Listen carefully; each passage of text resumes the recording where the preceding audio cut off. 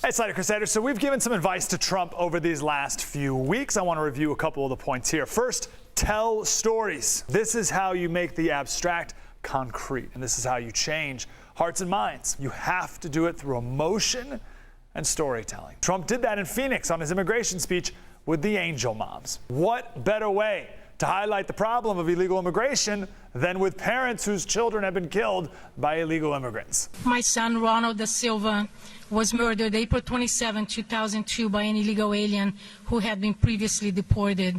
And what makes me so outrageous is that we came here legally. Thank you, Mr. Trump. I totally support you. You have my vote. Thank you. Thank you. God bless you.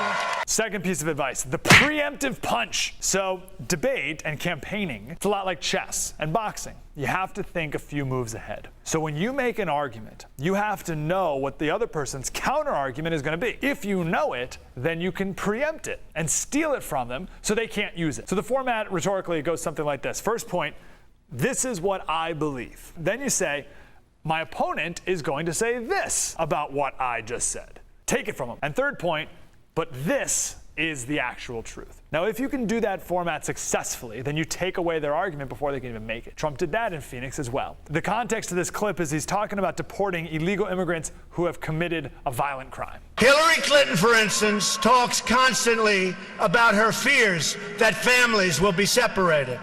But she's not talking about the American families who have been permanently separated from their loved ones because of a preventable homicide. So did you catch it there? So the format was, I want to deport illegal immigrant criminals. Hillary's gonna talk about ripping families apart, but what I'm really focused on are the victims of violent crimes committed by illegal immigrants. That is perfectly done right there. My third piece of advice for Trump, focus on things that no one can disagree with. So when Trump says we need to deport illegal immigrants who have committed violent crimes, who's against that? I dare you to make an argument as to why we should not deport an illegal immigrant who commits a violent crime. In the comment section, I beg of you, please try to make an argument as to why we shouldn't.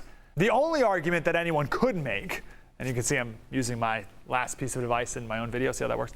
The only argument that people could make is, Slater, how can you deport someone who has a speeding ticket? My answer, we're gonna work big to small. Adam Carolla talks about this a lot. We're going to work big to small. First, illegal immigrants who murder someone. Okay, they're gone. Big to small. Then illegal immigrants who rape someone, they're going to serve their prison sentence, then they're gone. We're going to work big to small. See this? Then drunk drivers, right? Big to small. Now, when we get down to illegal immigrants who have speeding tickets, we'll talk about whether or not to deport them. We'll talk about that. But first, big to small. Don't be difficult by focusing small to big. We're going big to small. All right, so let's put this all together here. If I were Trump, first debate, immigration is going to come up, obviously. I'd say something like this. We're going to build a wall because the journey from Central America to America through Mexico, it's incredibly dangerous. Thousands of people dying on the way, and the human smugglers, they're terrible people. According to Amnesty International, 80% of women are raped on the journey. It's incredibly dangerous. It's got to stop. Also, guns and money are flowing south